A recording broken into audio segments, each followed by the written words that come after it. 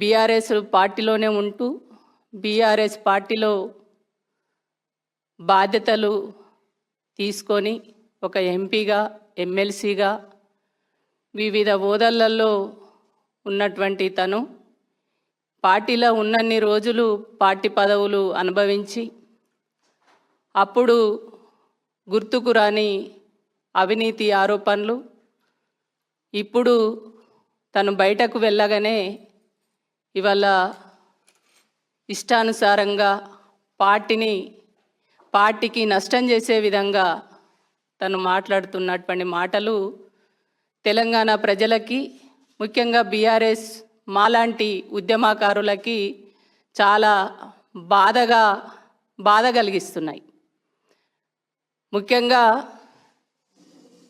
తెలంగాణ రాష్ట్రంలో ఇప్పుడు BRS party కష్టకాలంలో ఉన్నప్పుడు బీఆర్ఎస్ పార్టీని వదిలి బీఆర్ఎస్ పార్టీ పేదల పక్షాన, అది లగిచెర్ల సంఘటన కావచ్చు, ఇక్కడ పేదోళ్ళ ఇల్లు కూల్చినటువంటి సమయంలో పేదోళ్ళ పక్షాన ఉండడం, రైతుల పక్షాన ఎక్కడ చూసినా పేదోళ్ళ పక్షాన నిలబడి కొట్లాడి ఉద్యమిస్తున్నటువంటి బీఆర్ఎస్ పార్టీ పైన ఆరోపణలు చేయడము విడ్డూరంగా అనిపిస్తుంది.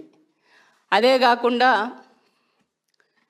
ఇవాళ బీఆర్ఎస్ పార్టీ ఎక్కడ ప్రశ్నిస్తే, ఎక్కడ నిలదీస్తే, ఎక్కడ ప్రజల పక్షాన గొంతు విప్పి మాట్లాడితే, ప్రజలకు ఎక్కడ అన్యాయం జరిగితే ఆ అన్యాయాన్ని లేవనెత్తినప్పుడు కవిత గారు ప్రెస్ మీట్ పెడుతున్నారు.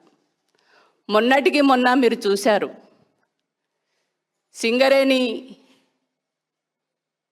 పైన ఆ సింగరేణిలో జరిగినటువంటి అవినీతి ఆరోపణలు, అక్కడ జరిగినటువంటి టెండర్లు, వాటిపైన చాలా వివరంగా హరీష్ అన్న మాట్లాడినాక వెంటనే ఒకవైపు ప్రభుత్వం రేవంత్ రెడ్డి వెంటనే నోటీసులు ఇచ్చి విచారణకు కాల్ఫర్ చేయడం, ఆ తర్వాత వెంటనే కవిత గారు ప్రెస్ మీట్ పెట్టడం.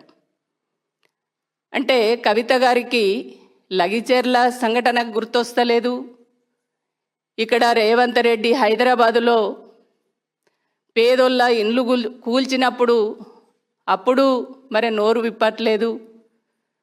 ఇవాళ రేవంత్ రెడ్డి చాలా హామీలు ఇచ్చారు, 6 గ్యారెంటీలు కానీ 420 హామీలు, అందులో ఇప్పటి వరకు ఒకటి కూడా అమలు చేయలేదు.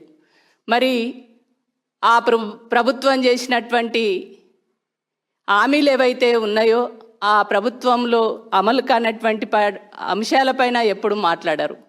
కానీ బీఆర్ఎస్నే టార్గెట్ చేస్తూ బీఆర్ఎస్నే దోషిగా నిలబెట్టేటువంటి ఒక ప్రయత్నం మరి ఏం ఆశించి ఏ ఉద్దేశంతో చేస్తున్నారో కవిత గారు చెప్పాలి. ఇవాళ తెలంగాణలో ఉన్నటువంటి ఆడబిడ్డలందరూ 4.5 కోట్ల ప్రజలు కేసీఆర్ గారిని బాపుగా సంబోధిస్తున్నారు. తెలంగాణ ప్రజలందరూ కేసీఆర్ గారిని ఒక ఉద్యమ నాయకుడిగా ప్రజల గుండెల్లో పెట్టుకొని కాపాడుకుంటున్నారు.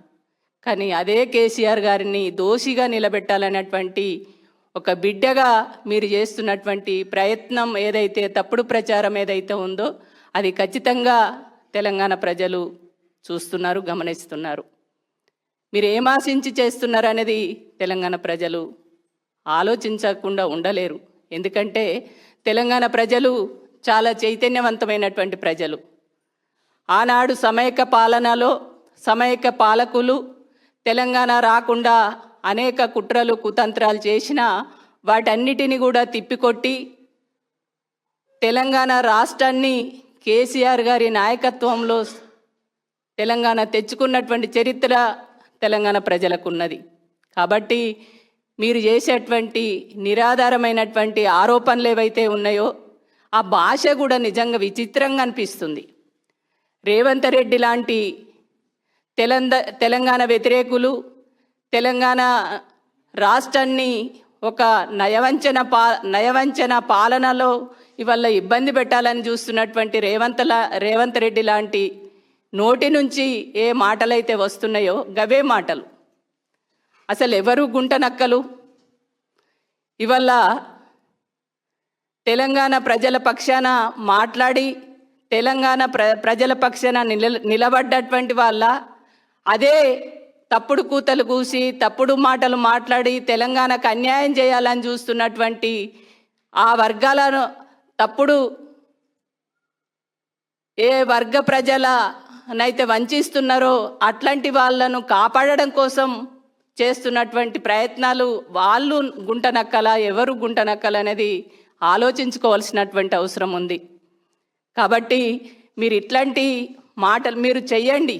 మీరు ఎందుకంటే బీఆర్ఎస్ పార్టీలో ఉన్నప్పుడు మరి అప్పుడు మాట్లాడని మాటలు అప్పుడు కనబడని అవినీతి ఇప్పుడు కనబడుతుంది.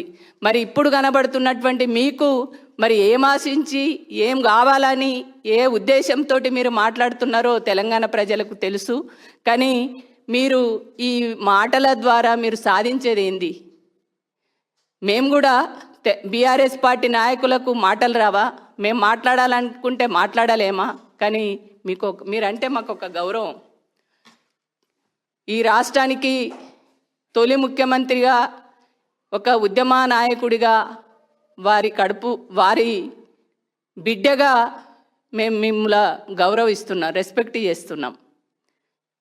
మీరంటే చాలా గౌరవం. కానీ మీరు మాట్లాడుతున్నటువంటి మాటలు ఏవైతే ఉన్నాయో ఆ మాటలు అది తెలంగాణ ప్రజలు క్షమించరాని మాటలు మాట్లాడుతున్నారు. కాబట్టి మీరు కొద్దిగా ఆలోచించి ఒక పద్ధతి అనేది వాస్తవాలను మాట్లాడండి. కానీ తప్పుడు మాటలు తప్పుడు సమాచారాన్ని ప్రజలకు చేరవేసే విధంగా మీరు మాట్లాడే పద్ధతి ఏదైతే ఉందో అది సరైనటువంటిది కాదనేది మీరు గుర్తుపెట్టుకోవాల్సినటువంటి అవసరం ఉంది. కాబట్టి తెలంగాణలో రేవంత్ రెడ్డి చేసిన అన్యాయాలు మీకు మంచిగా అనిపిస్తుంది. ఇవాళ సింగరేణి కార్మికులకు అన్యాయం జరుగుతుంటే మేము ప్రశ్నిస్తుంటే ఆ బండారాన్ని బయట పెడితే వాళ్ళు టెండర్లనే క్యాన్సిల్ చేసుకుంటే అదేమో మీకు ఒప్పనిపిస్తుంది, మాదేమో బీఆర్ఎస్ పార్టీ ఏమో తప్పుగా మీకు కనబడుతుంది. ఇవన్నీ తెలంగాణ ప్రజలు గమనించారా? కాబట్టి ఇట్లాంటి ప్రెస్ మీట్లు పెట్టి ఈ రకంగా బీఆర్ఎస్ పార్టీ ఒక ఉద్యమ పార్టీని నిందించేటువంటి తీరు ఏదైతే ఉందో అది సరైనటువంటి పద్ధతి కాదు. ఇవల్ల మీరు మాట్లాడేటువంటి మేము కూడా కౌంటర్ అంతకంటే గొప్పగా ఇవ్వగలుగుతాం కానీ మాకు సంస్కారం అనేది అడ్డం వస్తుంది. మాకు ఆ రెస్పెక్ట్ అనేది కేసీఆర్ గారు నేర్పినరు. మేము అనవసరమైనటువంటి విషయాలు మాట్లాడడం. మీరు ముందు కూడా భవిష్యత్తులో మీరు ఏం కావాలనుకుంటారో మీరు మీ పార్టీ విధి విధానాలు చెప్పుకోండి. మీరు రాష్ట్రానికి ఏం చేయాలనుకుంటున్నారో చెప్పుకోండి. ప్రజలకు ఎట్లాగా అండగా ఉండాలనుకుంటున్నారో చెప్పండి. కానీ ఇవాళ ప్రధాన ప్రతిపక్షంగా పార్టీగా తెలంగాణ రాష్ట్రంలో ఉన్నటువంటి బీఆర్ఎస్ పార్టీనే టార్గెట్ చేసి ఇవాళ అధికార పార్టీకి ఉపయోగపడే పద్ధతిలో అధికార పార్టీ ఇవాళ తెలంగాణ ప్రజలకు చేస్తున్నటువంటి అన్యాయాలు ఏవైతే ఉన్నాయో వాటన్నిటిని పక్కన పెట్టి వాళ్ళు చేస్తున్నటువంటి అన్యాయాలను మీరు సమర్థిస్తున్నట్టుగా మీ మాటలు మాకు కనబడుతున్నాయి. కాబట్టి మాకు కాదు, ఇవాళ తెలంగాణ ప్రజలందరూ కూడా గమనిస్తున్నారు. కాబట్టి మీరు నిజంగా మీ విధి విధానాలు చెప్పండి. మీరు పార్టీ పెట్టాలనుకుంటున్నారా, లేకుంటే తెలంగాణ జాగృతి ద్వారానే ఇంకేటు ప్రజల్లో ఉండి ఇట్లనే పని చేయాలనుకుంటున్నారా? మీ స్టాండ్ ఏందో మీరు చెప్పుకోండి. మీ ప్రజలకు ఏం చేయాలనుకుంటున్నారో మీరు అది చెప్పుకోండి.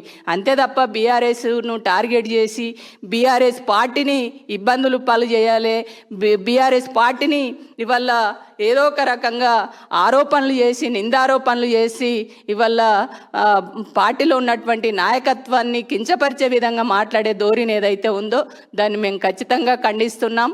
రేపు భవిష్యత్తులో కూడా మీరు ఇట్లే మాట్లాడితే మాత్రం తెలంగాణ ప్రజలు మిమ్మల్ని క్షమించరని ఈ సందర్భంగా తెలియజేస్తున్నాం.